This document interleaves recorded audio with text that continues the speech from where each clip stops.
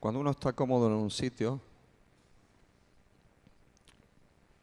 dice que ese es su lugar en el mundo. ¿Nunca usaron esa frase? Estoy bárbaro acá. A veces le hago un chiste a mi hermano Miguel está hace 9 años en España y él durante como 10, 15 años, por su trabajo tenía que estar 15 días en el sur, de Bahía Blanca hasta Tierra del Fuego, y después tenía 15 días de licencia en su casa. Un sacrificado el hombre, parando en las mejores hosterías y los mejores lugares. Y él quedó enamorado del sur, de nuestra Argentina. Está viviendo en España, en una ciudad portuaria, desde hace 9 años. Y siempre que alguien pone en Facebook, ¿cómo me voy a olvidar de la palabra más famosa de los últimos años? Cuando alguien pone algo en Facebook que tiene que ver con la Patagonia, él siempre manda ahí su comentario y pone mi lugar en el mundo. Y alguna vez hablando con él, gracias al Señor, ¿no? Que existe Skype, ¿no? Esas cosas que eh, te permiten ver a la persona mientras hablas. Y más allá de que hace 9 años u 8, bueno, en realidad 6 años que no nos vemos, el ver y hablar a la otra persona no es lo mismo como antes, que tenías que hacer un llamado telefónico o mandar una carta y bueno, esos temas, ¿no? Y algunas veces cuando surge el tema de los viajes y eso, y aparte es gratis. Creo que por eso lo usamos todos y estamos muy contentos, porque si fuera pago no estaríamos tan contentos de que existiera Skype. ¿Estamos de acuerdo en esto? Eh, entonces le digo, tu lugar en el mundo es tu departamento. Alguna vez le he dicho. Nuestro lugar en el mundo es el lugar donde nos sentimos bien. Más allá de esas ilusiones, ¿viste? De decir, yo sé que cuando largué estas primeras palabras, de alguna manera vos empezaste a encontrar y a soñar con tu lugar en el mundo. Y algunos fueron a una playa paradisíaca, otros fueron a un centro comercial, otros se vieron en el supermercado Día, otros se vieron en un shopping con un montón de bolsas así corriendo por los pasillos y otros arriba de una montaña, ¿no? ¿No les pasó eso a lo mejor por la cabeza? ¿Sí? Pero quiero recordarte, ese es un lindo lugar, no es tu lugar en el mundo, no es tu lugar en el mundo. Eh, Nuestro lugar en el mundo es donde nos sentimos cómodos, el lugar que deseamos todos los días volver. Si no estamos en él, el lugar donde deseamos todos los días volver. En mi caso es casa, mi casa. Pero no la casa porque yo estoy cómodo en una habitación o en el dormitorio o en la cocina. Mi familia es mi lugar en el mundo. De hecho, yo viví 22 años en una casa, la casa donde me llevaron cuando nací y me sacó mi mujer de ahí. Me sacó Marcela de ahí. Y esa fue mi casa durante 22 años. Y este año pasado me hice una escapadita con el auto. Y pasé y me paré en la puerta de la casa. Ay, en realidad, miren, debo estar viejo porque miren lo que hice. Ahora me quedé cortado porque me cayó otra ficha. Nosotros vivimos 22 años yo viví 22 años en una casa, nos casamos, vivimos un año en una casa y después fuimos a vivir a Claypole, otra casa, donde fue nuestra primera casa que pudimos comprar, como si el hombre comprara casas todos los días, ¿no? Fue el primer paso en la compra de una propiedad hasta que pudimos, y el Señor nos trajo aquí a Lomas, donde llevamos 24 años viviendo. Este año pasé por las dos casas, la casa de mi infancia, adolescencia y primera juventud, y la casa donde nos casamos y vivimos durante 5 años con nuestros hijos. Y algunos de ustedes la vieron, veníamos con Carlos, Amelia, Elisa, por ahí, y nos desviamos y me quedé unos segundos en la puerta de casa. Pero cuando fui este año a la casa de los 22 años, y me paré ahí delante, la miré y era una construcción. No era mi lugar en el mundo. Y cuando fui a la casa en Claypole y la miré, no era mi lugar en el mundo. De hecho, en la casa de mi infancia había ido hace como 3, 4 años atrás y está todo tan cambiado. Vieron que las calles ahora se asfaltan. En mi época, yo nací, viví y yo conocí el asfalto a los 28 años acá en Lomas de Zamora. Antes habíamos vivido siempre en calle de tierra.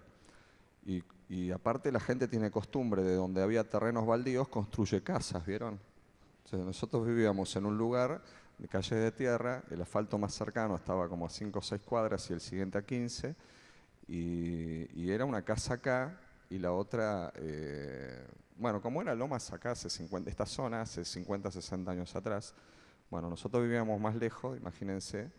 Es un poquito similar a la parte de atrás, si alguno conoce donde, por ejemplo, vive la familia Moyano. ¿Está por ahí, Mariana? Bien.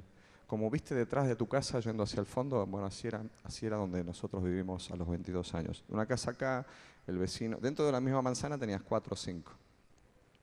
El tema es que la gente construye, pasan los años, para los barrios también, y la primera vez que fui hace unos años era asfalto y había casas. No estaban más los campitos ni los potreros, y me pasé de mi casa, porque ni siquiera reconocí ni la calle ni la casa. Y cuando llegué a un lugar dije, me pasé, entonces volví atrás, empecé a contar calles y llegué a la casa, a la construcción. No es mi lugar en el mundo. Mi lugar en el mundo es mi hogar, donde la gente me ama. Ni siquiera tiene que ver con cómo yo me siento físicamente. No te estoy hablando de mi casa, ladrillos. Tengo una relación muy despegada de mi casa yo. No estoy aferrado a mi casa, a nuestra casa, edificio. Sí deseo llegar a casa y estar con mi familia.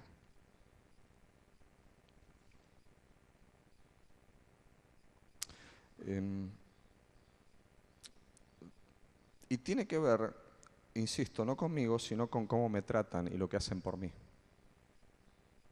¿Por qué te digo esto? Te voy a ayudar a que pensemos lo mismo, o que entres en mi pensamiento por lo menos. Hay lugares que no son tu hogar, no son tu familia, y vos vas cada tanto, y vos te sentís como en casa.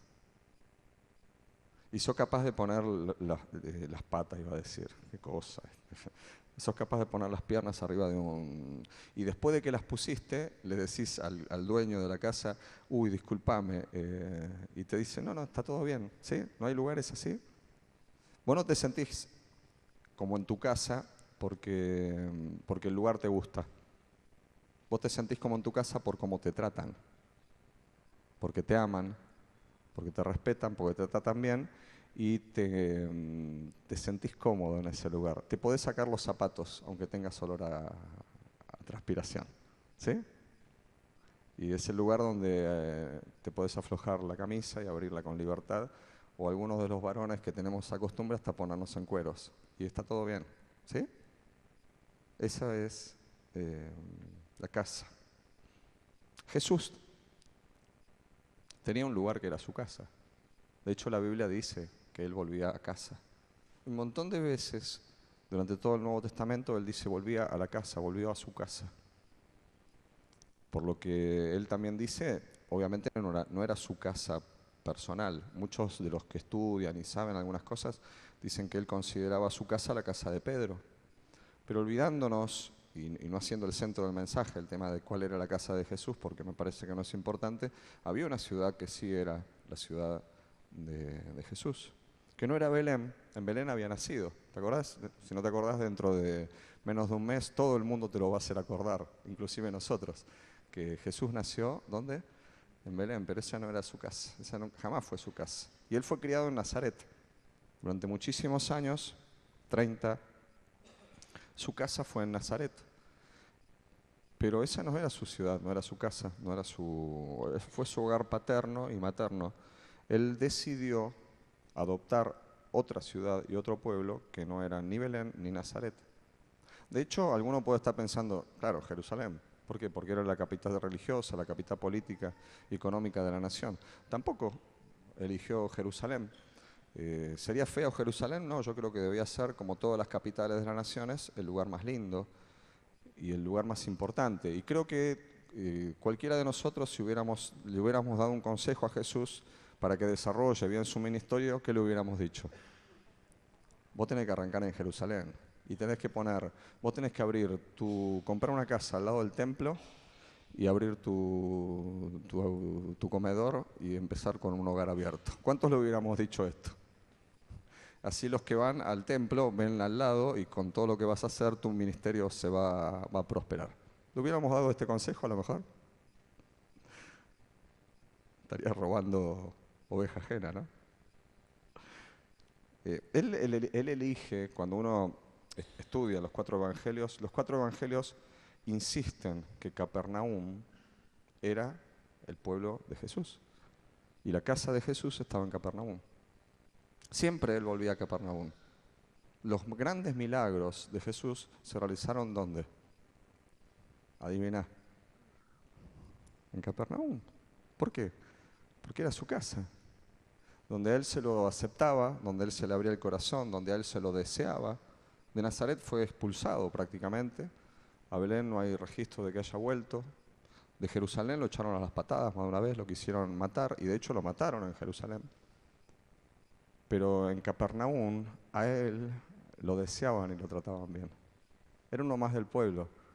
Él volvía a su casa y la gente de Capernaum sabía que él consideraba que era su pueblo y era el lugar donde Jesús actuaba con libertad. A mí me encantó eso, cuando leo los pasajes, es el lugar donde Jesús actúa con libertad, donde Jesús puede decir cualquier cosa, donde Jesús ora por la gente, donde enseña a orar, donde Jesús hace sanidades, las más impactantes las hace en Capernaum. Es donde en la sinagoga en la cual él da las más grandes enseñanzas. Y es, insisto, el lugar que cada vez que vos leas la casa o en la casa o a la casa o leas Capernaum, sencillamente, vas a descubrir que era la casa de él. Era el lugar donde estaba cómodo. Bien. Dios quiere que seamos su casa.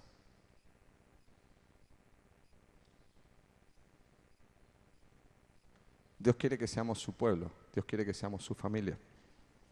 Dios quiere que seamos su lugar deseable. Dios quiere, más allá de que habita en nosotros, porque Él habitaba en todo Israel, Dios quiere hacer su casa en nosotros. Y no estoy diciendo que Él no habite en nosotros. También te dije antes, yo puedo habitar durante un tiempo en alguna casa, o si nos vamos de vacaciones, si podemos ir a un hotel o vamos a una casa, alquilas un departamentito o algo, ese es tu lugar de residencia, pero no es tu hogar. ¿Sí?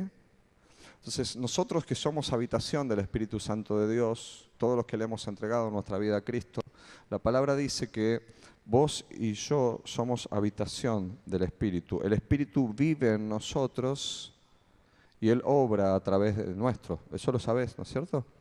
Pero casa es otra cosa. Ser hogar y ser el lugar donde Dios se manifiesta, eso es otra cosa.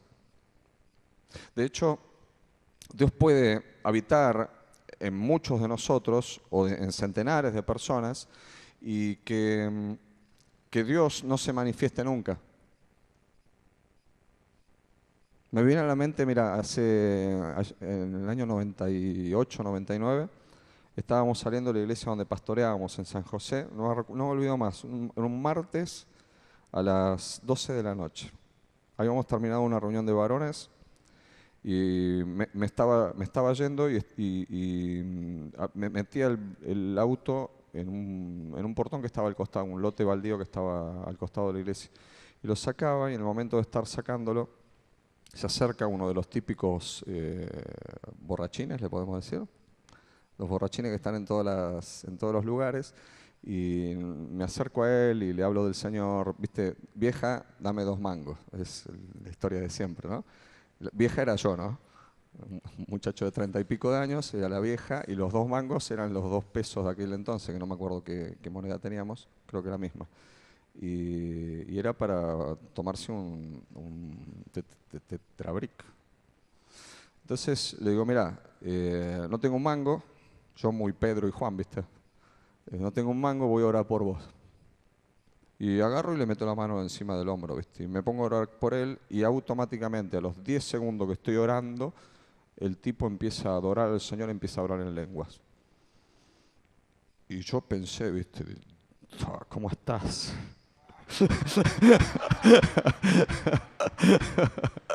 Decir que son las 12 de la noche y no hay mucha gente en la calle. Si no, empezamos un avivamiento. No, eso es un chiste de ahora. No pensé eso. Yo hice así, ¿viste? Wow. En serio, ¿eh? Esta fue la reacción normal. Lo otro fue un chascarrillo de ahora. Yo, y miré, me conmoví un poquito y seguí orando, ya mirando que un hombre que estaba adorando al Señor y hablando en lenguas, ¿viste? Entonces terminó de orar y este hombre, ¿qué hizo? Y yo me quise sacar la duda, digo, che, vos, dice, no, yo siempre iba a una iglesia, y voy a una iglesia, pero hace un rato que no me congrego, ¿viste? Digo, sí, yo hace rato que te veo acá en las esquinas y qué sé yo. No, sí, sí.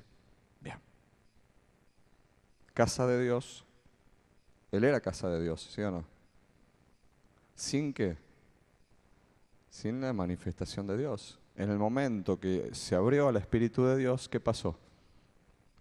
Automáticamente el Espíritu de Dios lo llevó a adorar a Jesús y automáticamente el Espíritu de Dios le permitió manifestar uno de los dones que ese muchacho obviamente tenía dormidos. Yo después cuando me iba a mi casa digo, ¿cuántos otros dones tendrá este tipo? Porque se manifestó el que estaba en el momento de la oración, porque cada don se manifiesta cuando es necesario. Entonces él en el momento de la oración empezó a orar en lenguas. ¿Por qué? Porque era el don que necesitaba en ese momento para comunicarse con Dios. Magnífico eso. Entonces yo me iba pensando, digo, ¿bajo cuántos litros de alcohol se estarán ahogando los dones del Espíritu? ¿No? Tengo ganas de predicar otra cosa, pero voy a volver acá. Mateo capítulo 9. ¿Venís conmigo?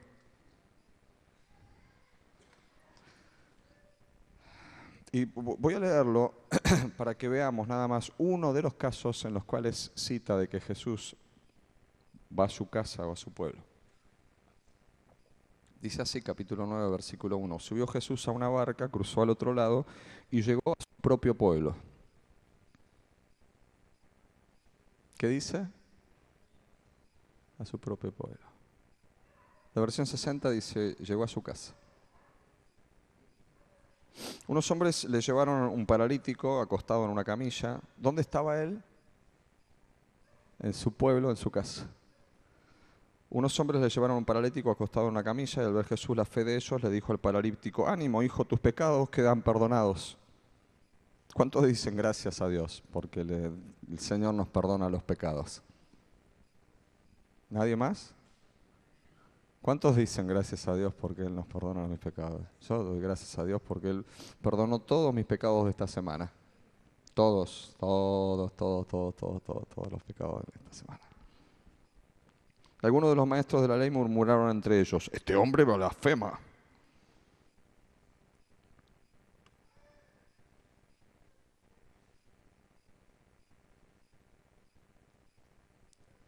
Mira lo que me vino a la cabeza. Él estaba en su pueblo y en su casa, no lo había pensado, me vino ahora.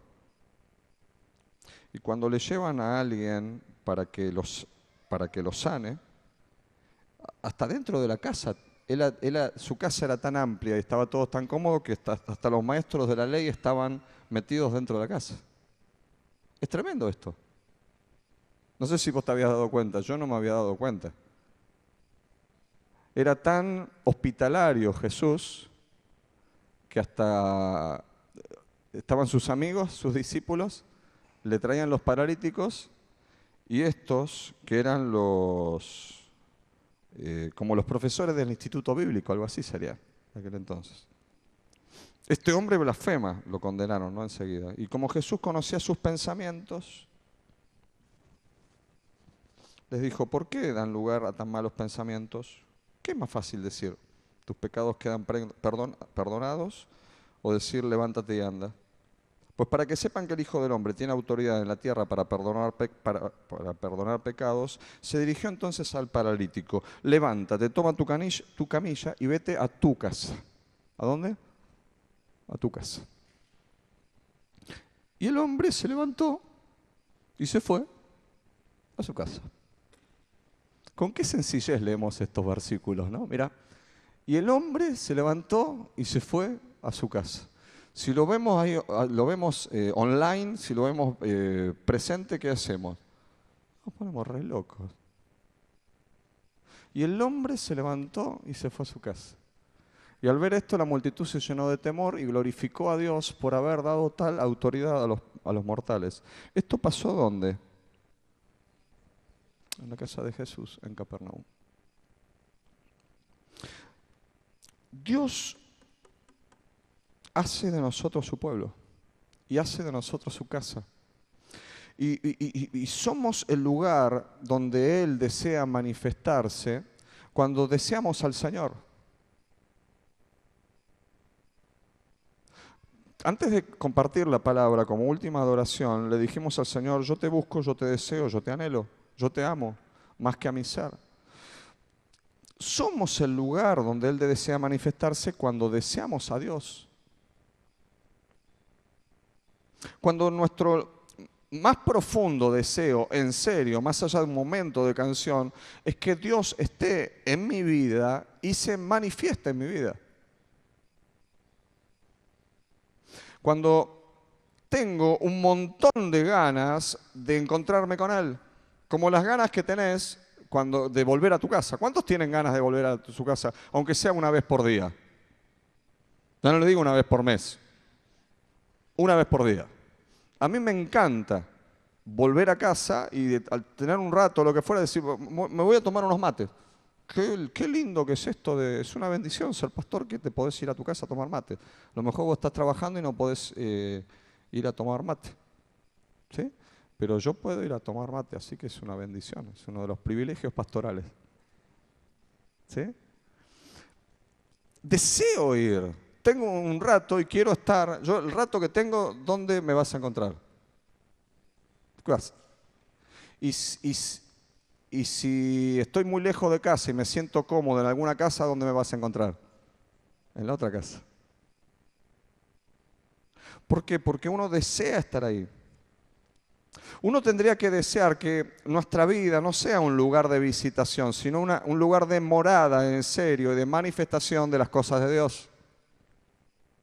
Lugar de morada y lugar de visitación, perdón. Un lugar de morada, no un lugar de visitación. Repito, un lugar de morada y no un lugar de visitación. Nosotros tendríamos que desear que Dios se sienta cómodo en nuestras vidas. Y vos decís que Dios se siente incómodo a veces. Sí, Pablo lo explica.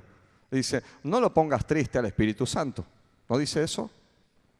No apagues al Espíritu Santo. Eso, traducido al idioma de la palabra que estamos compartiendo en esta mañana, dice, no lo hagas sentir incómodo. No hagas sentir que no lo deseas. No lo pongas mal. No hagas que se vaya a manifestar a otra casa. Eso quiere decir o no quiere decir. Estar triste, estar incómodo en un hogar. Dios obra donde está cómodo. Dios obra donde sabe que se le va a dar gloria a Él. Mira, lo último que leímos, el último de los versículos que leímos fue: al ver esto, la multitud se llenó de temor y glorificó a Dios por haber dado tal autoridad a los mortales. Esto es tremendo. ¿Por qué Jesús hace, una de las razones por las cuales Él hace milagros en Capernaum, es porque es el lugar? Yo te invito a que lo puedas hacer, que leas los 4 evangelios y pongas el énfasis en la lectura y veas cómo reacciona el pueblo cada vez que Jesús hace algo en Capernaum. Cada vez que Jesús hace algo en su casa, en su pueblo, en Capernaum, dentro de lo que Él consideraba su familia íntima, ellos le daban la gloria a Dios. Entonces Jesús dice: le dan la gloria a Dios, yo acá laburo a lo loco. Me voy a manifestar a lo loco. Y es lo que hace y es lo que quiere hacer en cada momento de nuestra vida. Desear que Dios se manifieste no es decir, a ver quién viene hoy, a ver qué pasa hoy en el culto, o a ver qué es lo que pasa hoy en el trabajo. Desear la presencia de Dios es decir: Señor, yo me voy a poner a orar ahora, quiero que te manifiestes en mí. Desear la presencia de Dios es en serio orar. Yo creo que muchos de nosotros oramos: Señor, acompáñame a mi trabajo. ¿Hacemos esta oración? ¿Bien? Que es una oración buena, rutinaria, pero si no la hacemos, quiero contarte algo: Dios va a ir igual, ¿sí? ¿Por qué? Porque vive adentro tuyo. Pero mira qué linda oración que podríamos hacer. Señor, yo te pido que hoy te sientas tan cómodo en mi vida que te manifiestes en el lugar donde voy a ir a trabajar hoy. ¿Te gusta esa? Porque Él, insisto, va a venir igual. ¿Por qué? Porque somos su habitación. Entonces, vas a trabajar, vas al colegio, vas a la facultad, vas al supermercado, vas a donde fuere, vas a jugar un partido de fútbol. Entonces, oramos pidiéndole al Señor que Él se sienta cómodo y que la gloria de Él se vea metiendo 5 goles para la gloria de Dios. Y no contestando ninguna de las patadas, para la gloria de Dios. Y no contestando los insultos, para la gloria de Dios. ¿Eso es una manifestación del Espíritu de Dios, sí o no? ¿Sí?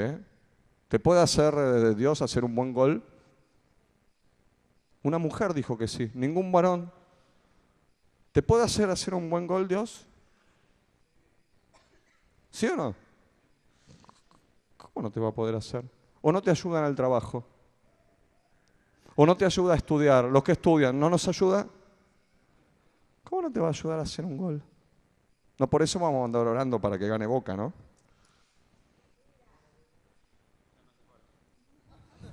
Ya no hace falta. Tenemos que hacer que nuestro lugar sea el lugar de Dios. Aunque tengamos defectos, yo estoy convencido que en Capernaum había gente problemática.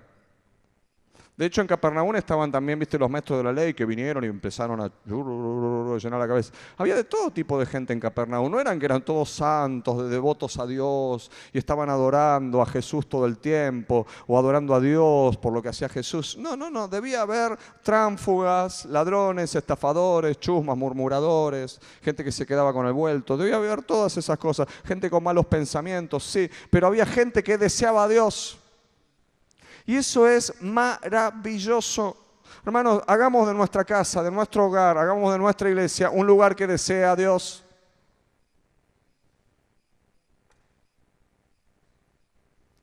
Las manifestaciones de Dios, y yo no te hablo de las manifestaciones de Dios en un culto, te estoy hablando de las manifestaciones de Dios en la vida cotidiana. Las manifestaciones de Dios se ven donde se le da lugar, donde se le desea. Tenemos que unirnos a esta causa y por más allá de que haya cosas en nuestra vida que no funcionen bien, como en Capernaum no funcionaban algunas cosas bien y algunos pensamientos y algunas cosas locas que todos tenemos, si deseamos la presencia de Dios, Él se va a manifestar con libertad, con autoridad. Va a sanar, va a liberar, va a traer perdón de pecados. ¿Por qué? Porque Él se siente en casa. Cuando le deseamos de todo corazón, queridos, Él viene y se manifiesta. ¿O no es así? Somos el lugar donde Él desea manifestarse cuando nos apasionamos por el Señor. Esto es lo segundo que te quiero decir. Somos el lugar donde Él desea manifestarse cuando nos apasionamos por el Señor. Cuando nuestro corazón late con fuerza por el Señor.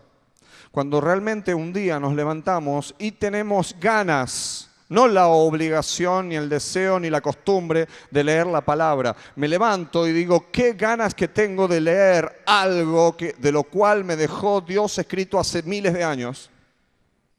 Eso se llama pasión. A todos nos ha pasado lo otro, ¿no? En la costumbre, en la rutina, decir, bueno, ahora me voy a leer en este rato la Biblia. ¿Les pasa esto? Ir a leer la Biblia en vez de ir a meternos de cabeza en qué es lo que Dios nos dijo. Vamos a poner un ejemplo. ¿Se acuerdan cuando existían las cartas? A ver, por favor, levanten la mano. ¿Cuántos nunca recibieron una carta por correo postal? Correo postal significa sobre con estampillas. Una carta escrita. ¿Cuántos nunca recibieron una carta que no sea una cuenta así, el gas, la luz y esas cosas, que esas son todas las que llegan ahora a casa? Levanten la mano, por favor. Miremos los que hemos recibido cartas. Esto es impresionante, ¿eh? Esto es impresionante. ¿Cuántos de nosotros no hemos recibido una carta en el último año con estampilla y qué sé yo, y escrita de puño y letra? ¿Cuántos de nosotros no hemos recibido una carta el último año? Hagámosla más fácil. ¿Cuántos recibieron una carta el último año escrita por puño y letra y con una estampilla? Levanten la mano. ¿Cuántos recibieron el último año? Ninguno. Bueno. Bien. ¿Yo por qué hago esto? Para que, a ver en qué ámbito estoy, ¿no? De esto de la carta. ¿Cuántos recuerdan? ¿Alguno tuvo un noviazgo medio a cartas? Yo tuve noviazgo a cartas. Vivíamos bueno, no vamos a andar explicando. Sí, se lo voy a explicar. Vivíamos lejos. Por más que había 18 kilómetros en el medio, era lejos. En aquella época 18 kilómetros era lejos. ¿Por qué? Porque había, bueno, vos sabés dónde vivía, ella vivía en Avellaneda, casi capital, ¿viste? Tenía asfalto, gas natural y todas esas cosas, colectivo en la puerta, teléfono, esas cosas. Bueno, y como no había teléfono, les voy a explicar algo para que nos ubiquemos. No existía el WhatsApp, no existía el Facebook, no existía Internet. En las casas no había teléfonos, no había celulares. Entonces, nuestra manera de comunicación, ¿cuál era? La carta. Te explico, me dice, ¿por qué no vas a la casa? Y porque el padre no nos dejaba vernos más allá de que una vez por semana. Y una vez por semana para nosotros nos parecía poco. Entonces, ¿qué hacían? No había tren eléctrico. Vos te subías al Roca y podías llegar 3 horas y pico después, con suerte, a la estación de Avellaneda. Bien, esa era la vida nuestra, sufrida. Entonces nos carteábamos, nos mandábamos cartas. Cuando yo recibí una carta, y en realidad no esperabas que llegara una carta para contestarla. ¿Qué hacía? Es como el WhatsApp, ¿viste? Que te vas mandando y no lees lo que el otro te manda. ¿Te fijaste? Que se cruzan, no se te cruzan los WhatsApps. Bien, y te da la impresión de que el otro te está contestando algo que vos no le preguntaste. Bien. Bueno, pasaba esto con las cartas de puño y letra, se escribía en un papel, les explico, se escribía en un papel con una lapicera, un papel especial que era más liviano, con una lapicera, una vez me regalaron una Parker, para la envidia, y bueno, y ella escribía también ahí. Entonces, llegaba la carta, el cartero ya sabía que era de quién. De mi novia. Obvio. ¿Cómo no vas a saber? ¿Por qué? Porque las cartas venían perfumadas. Y sí, se usaba eso. ¿Viste? El WhatsApp no te permite perfumar. Te manda un emoticón nomás. Mirá lo que nos hemos perdido. En serio.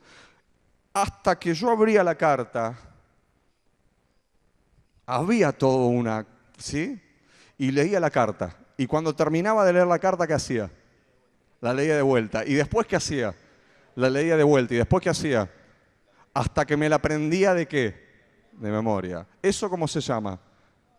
Amor. Desear apasionadamente a alguien y la comunicación con esa persona. ¿Por qué te hablé de todo esto? Eso es lo que deberíamos desear. Me cuesta mucho hacer esto porque lo voy a hacer. Gracias a Dios por todas estas cosas. Permíteme un libro porque me siento incómodo. Esto, yo en realidad en casa leo acá. Yo no leo en los aparatos esto. Esto debería ser lo que me apasiona, donde me encuentro con aquel con el cual no me puedo ver cara a cara.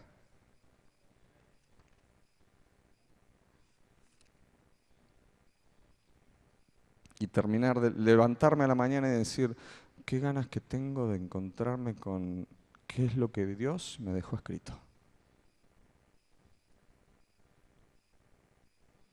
Entonces, Él ve eso y ¿qué hace? Se manifiesta. Y te habla. Porque a mí también me ha pasado de leer y que no me hable. ¿Te pasó esto? Lees y leíste lo del día y no te habla. ¿Por qué no te habla? Porque no deseo que me hable, porque Él no es un Dios mudo, Él habla siempre.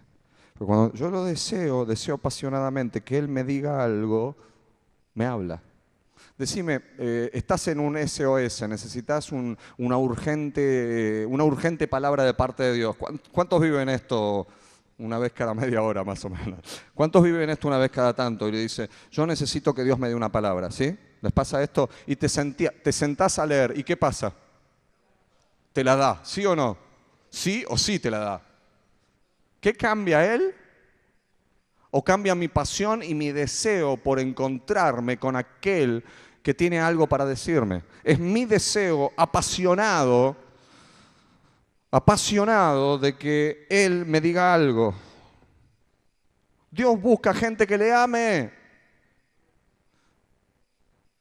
Si hay algún tipo de, entiéndase bien, egoísmo en Dios, es eso, Él busca que le amen. Cuando a Jesús vinieron y le dijeron, bueno, sintetizame la Biblia, ¿qué es lo más importante de toda la Biblia? Y Él, muy sencillo, le dijo, amarás al Señor tu Dios con todo el corazón, con toda tu mente, con todas tus fuerzas, con todo. Dios quiere que le ames. ¿Cuál es el objetivo divino para un hijo de Dios? Decímelo vos. Que le amemos y punto. Así como Él nos dijo la semana pasada. ¿Qué nos dijo la semana pasada? ¿Te acordás? Dios te ama. Mirá, está acá todavía, gracias a Dios. Dios te ama. ¿Cuántos se fueron contentos la semana pasada? Hasta el Facebook lo subieron. Dios me ama, ponían. Dios me ama. Dios me ama. ¡Qué bendición! Bueno, ahora qué bueno que esta semana vas a decir, amo a Dios. Esta semana yo te amo.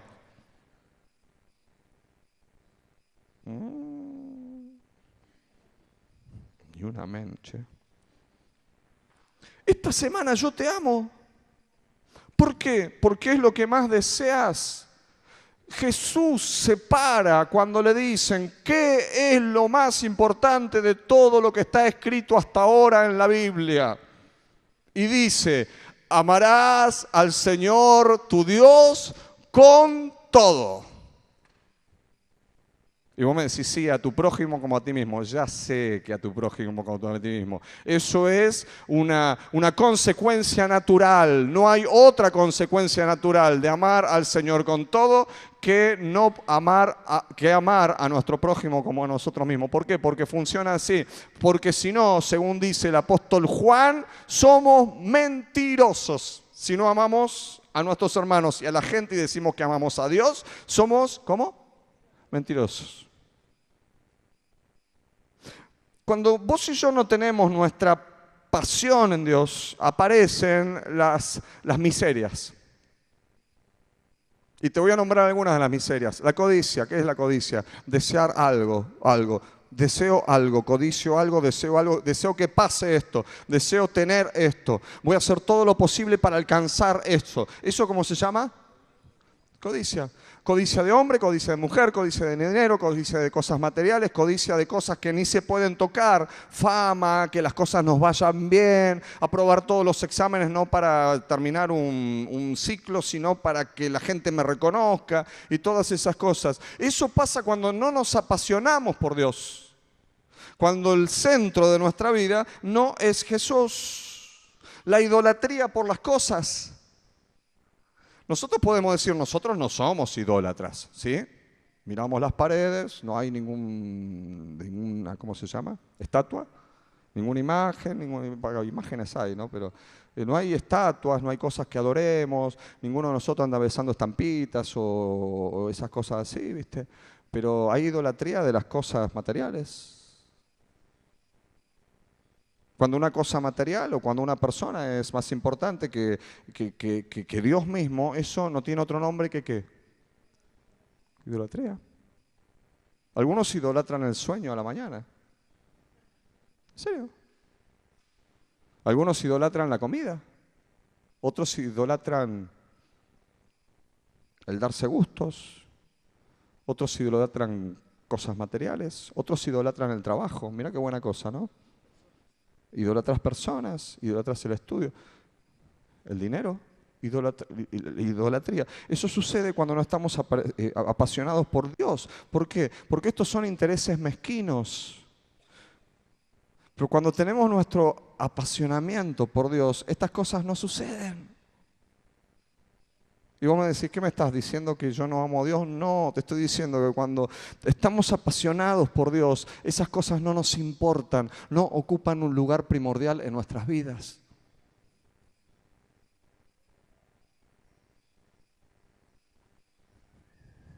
Mira, te lo voy a poner de nuevo en ejemplo porque es práctico. Vení.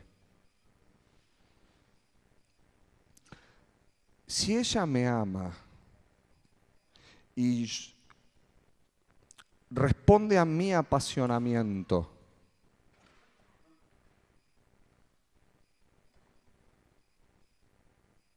y Flavia decide, porque te tengo acá, perdiste, decide un día tenerme bronca, porque le hice algo mal, qué sé yo.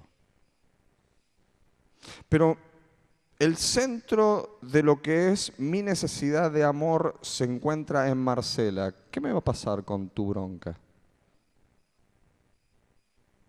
Me va a lastimar, me puede dañar, puedo sentirme mal, preocupado, pero mi necesidad de amor, de afecto y de pasión está lleno con ella.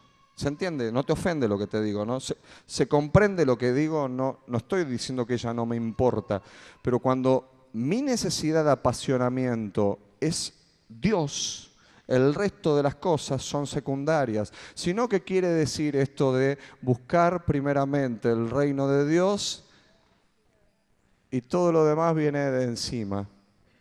Cuando me interesa todo lo demás, denuncia en mi vida que no estoy buscando primeramente ¿qué? A Dios. Ahora ahí te agarré. Esa preocupación que trajiste, esa preocupación que te obsesionó durante toda la semana, todo el mes, toda la quincena, todo el año, te aleja de que Dios se manifieste en tu vida.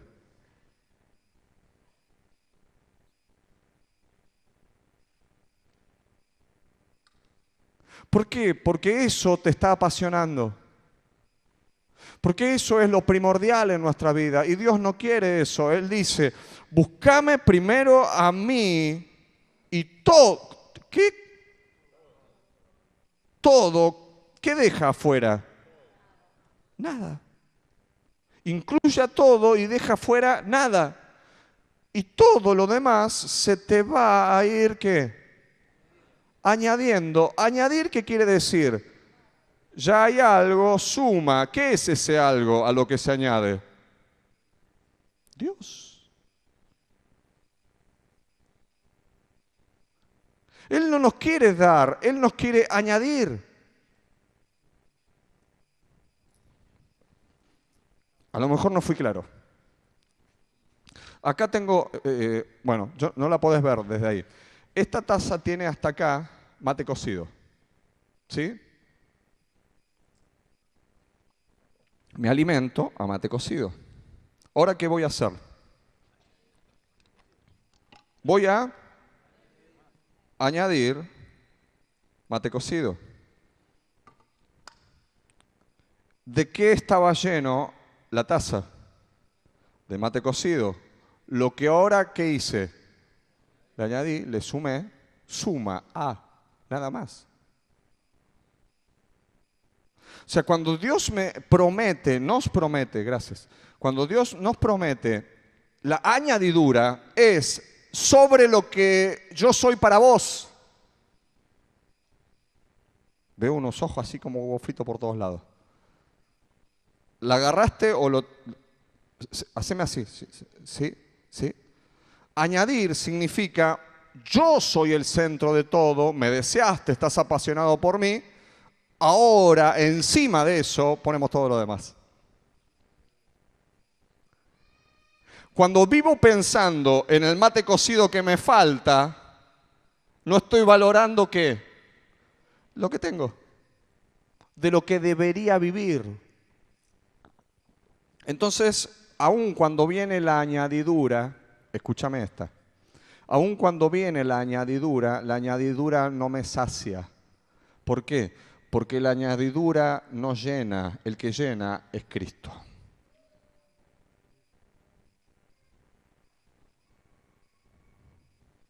¿La repito? ¿Por qué no te llena la añadidura, los regalos de Dios, las bendiciones de Dios? Porque el que llena es Cristo. El único que satisface todas nuestras necesidades se llama Jesús. El resto viene de Yapa.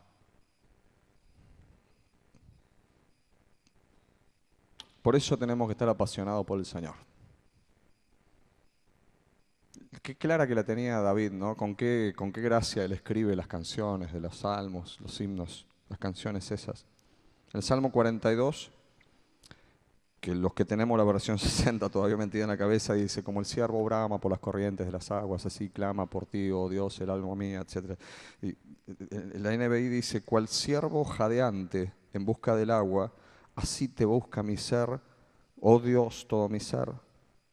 Tengo sed de Dios, del Dios de la vida. ¿Cuándo podré presentarme ante Dios? ¿Que estaba ahí?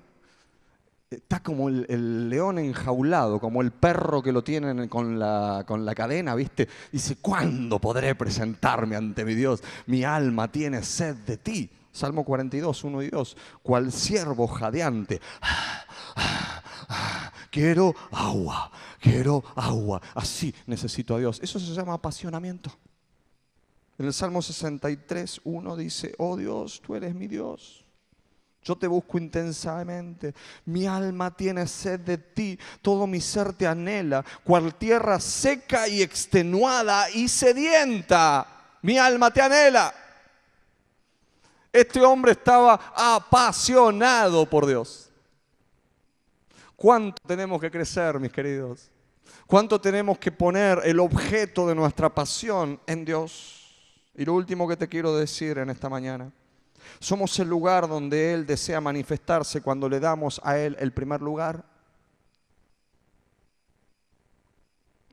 Cuando realmente le decimos, Señor, esta es tu casa, Señor, los que somos padres, vos sos el padre de esta familia. Los que somos esposos, Señor, vos sos el esposo. Vos sos más importante aún que mi esposa o que mi esposo. Vos sos más importante que mis hijos. Vos sos más importante que mi trabajo, vos sos más importante que mi rendimiento. Vos sos prioritario para mí. El lugar de privilegio lo vas a tener vos. Entonces ya todas las cosas no se transforman en una carga, ni el servicio se transforma en una carga. ¿Por qué? Porque estoy sirviendo a aquel a quien amo y deseo profundamente. Vuelvo al ejemplo. Marcela me pide que haga algo. Ya te agarré a vos, no te suelto, así no se me ofende nadie más, solo vos. Viene ella y me pide algo, me dice, me haces esto y qué sé yo, lo hago con gusto. Me lo pedís vos y es probable que lo haga, pero que lo haga con menos gusto. ¿Por qué? Mi pasión está en ella. Mi deseo de agradar está en ella. Mi deseo de agradar no está hacia vos, pero hacia ella sí. Entonces, mi deseo de servirle, insisto, tal vez lo haga, y mi deseo hacia vos de servirte sea más pesado que hacia ella. ¿Por qué? Porque tiene que estar basado en el amor. Ahora, si yo decido amarte incondicionalmente, no como mujer, ¿se entiende esto? Yo deseo amarte incondicionalmente como hermano tuyo, como pastor tuyo. Vos me pedís lo que me pedís y voy y te lo hago con todo gusto. Porque es una cuestión de amor, es una cuestión de prioridades. No me sale la palabra. Es una cuestión de privilegio. Es una cuestión de en qué lugar lo ponemos a Dios. De esto se trata el privilegio, de esto se trata el primer lugar. Hay una historia muy interesante que está cortada en Primera Crónicas, entre los capítulos 13 al 18. Y es parte de una historia, te la voy a sintetizar así. Cuando Dios empieza a hablar con Moisés y él le da la orden de que le arme el arca, sí, arma el arca, pero le arme una carpa gigante. Nosotros lo conocemos como el tabernáculo, ¿no? Los versión 60 en nuestra mente lo tenemos como tabernáculo. Cuando vamos a cualquier otra, carpa, dice sencillamente. Era una carpa. El tabernáculo era una carpa. Una carpa. ¿Se acuerdan de los gitanos? Los que teníamos los gitanos por ahí dando vueltas. Bueno, los gitanos que vivían antes en carpas grandes y se ponían en los campitos. Bueno, una cosa así era el tabernáculo, más o menos. Hasta esas medidas podían llegar a tener como la carpa grande que tenían los gitanos. Un carpón. Dentro de la carpa Dios le había dicho, bueno, tenés que poner un candelabro así, tenés que hacer esto, y vas a hacer un arca. ¿Sí? Y en el arca simbolizaba la presencia de Dios. Y de hecho Él estaba en el arca. ¿Sí? El arca que era una mesa un poquito más, era más angosta que esta, un poquito más larga. Era un cajón. El arca era un cajón. Así, como 2 cajones de manzana en medida, para que te des una idea, con un palo así para transportarla y dos ángeles, 2 querubines enfrentados, todo en oro, precioso. Ahí estaba la presencia de Dios. Eso se llamaba el arca del pacto. Dios había prometido que Él estaría ahí. Cuando iban a una batalla, ¿a quién llevaban adelante? Al arca. Era como tener al mejor equipo, ¿viste? Era la batalla garantizada. Y en algún momento ellos se dejaron de importar el arca, ¿viste? De hecho, en algún momento los filisteos les roban el arca, porque dicen, ¡ja! Le sacamos a Messi y a Maradona. ¿Sí? Le sacamos la cuenta bancaria. Les robamos las armas. Entonces los filisteos le roban el arca y cuando se la llevan a los filisteos, los filisteos se empiezan a enfermar todo y se empiezan a morir. ¿Por qué? La victoria se la daba igual. Vos no querés que te maten ellos, te mato yo, le dijo Dios. Entonces ellos con todo amor y cosas vamos a devolverle el arca porque si no nos morimos todos. Entonces ellos hacen algo, esto es toda una historia más larga, ¿no? Pero en un momento ellos se olvidan dónde tiene que estar el arca y ellos dejan el arca en la casa de un tal Abinadab. ¿Qué era el arca? La presencia de Dios. ¿Sabes cuánto tiempo, cuántos días, cuántas semanas, cuánto tiempo te parece que dejaron en lo de Abinadab el arca? Tírame imagínate. ¿Cuánto? 3 años, 3 días. Esto no es meses, 3 meses, 1 año, unas horas. Bien. La presencia de Dios, 20 años. Precioso. 20 años.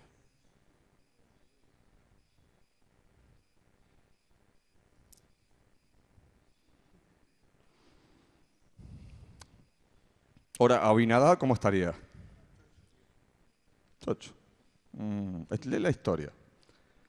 Dice que en 20 años, primero, que ellos ni se acordaron que la presencia de Dios estaba en otro lado. Muy interesante.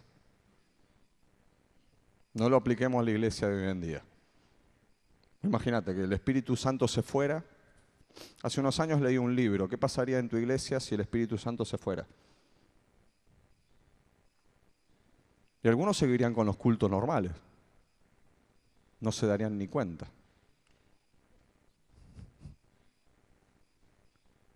Entonces,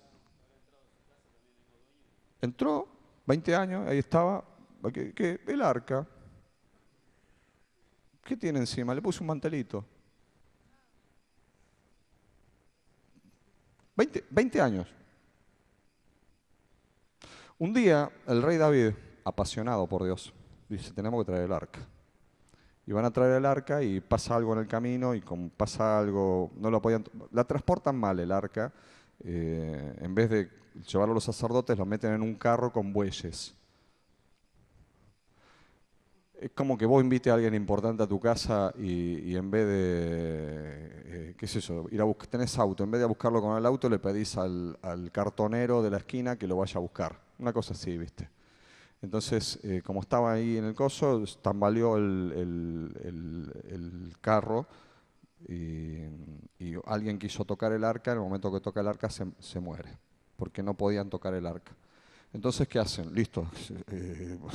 Si no van a andar matando gente, se la mandamos a la casa de... ¿Quién vive por acá? Obed Edom se llamaba. Y lo meten en la casa de Obed Edom. Y dice que el arca, esto lo dice en Crónicas 13:14, y el arca permaneció 3 meses en casa de Obed Edom, y el Señor bendijo a la familia y todo lo que él tenía. ¿Cuánto? 3 meses. ¿Y el otro lo tuvo? ¿Y qué pasó? Nada. La Biblia no lo dice, pero obviamente le dio un lugar especial. Obviamente oraría, obviamente le preguntaría a Dios cosas.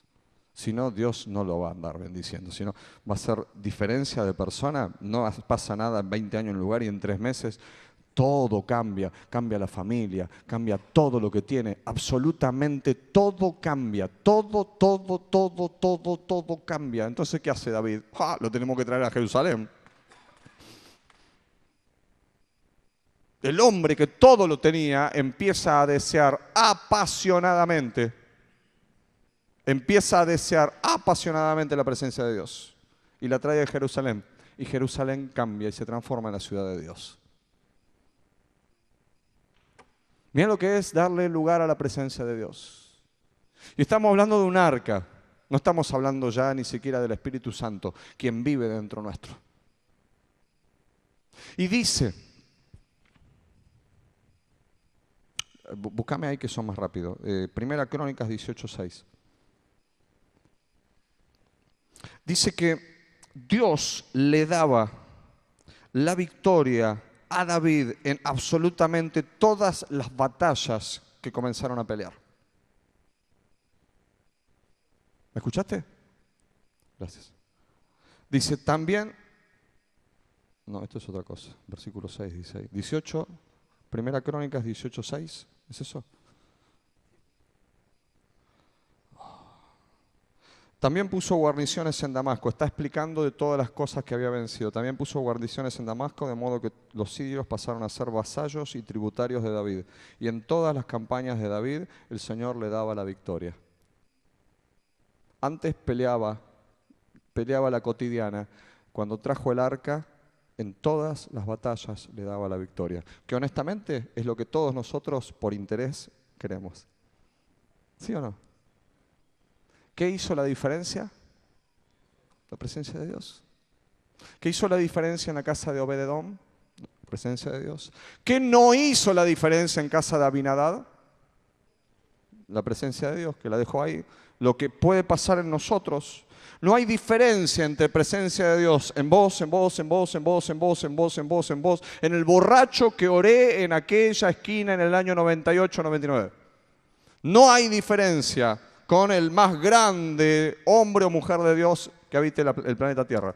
No hay diferencia. La presencia de Dios está, pero no se manifiesta. ¿Por qué? La diferencia está entre los que lo desean, los que le buscan, los que le aman, los que están apasionados, los que lo ponen en un primer lugar. Hermanos queridos, amados, somos el pueblo de Dios, somos su casa, somos su familia. El Señor se manifiesta y quiere manifestarse con libertad en cada uno de nosotros. Vos y yo tenemos que estar preparados para estar cada día más apasionados por Dios. Puede pasar en 3 meses lo que no pasó en toda nuestra vida.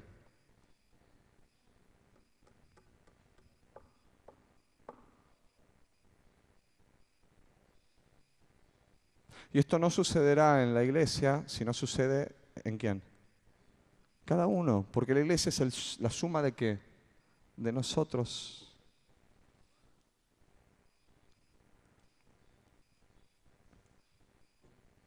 Dios nos dará un tiempo de victoria, pero hay un llamado, denle lugar al Espíritu, denle lugar a mi presencia, anhélenme, deseenme, pónganme en lugar de privilegio y todas las cosas nos van a ser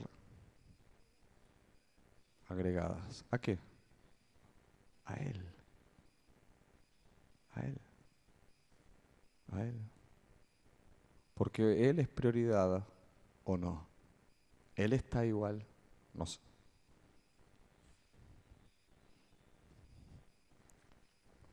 nos ama igual. No hablamos de Él. ¿De quién estamos hablando? De nosotros. Él nos ama igual. Está en nosotros permitir que ese amor se manifieste en poder, en unción, en victoria, en satisfacción, en lo que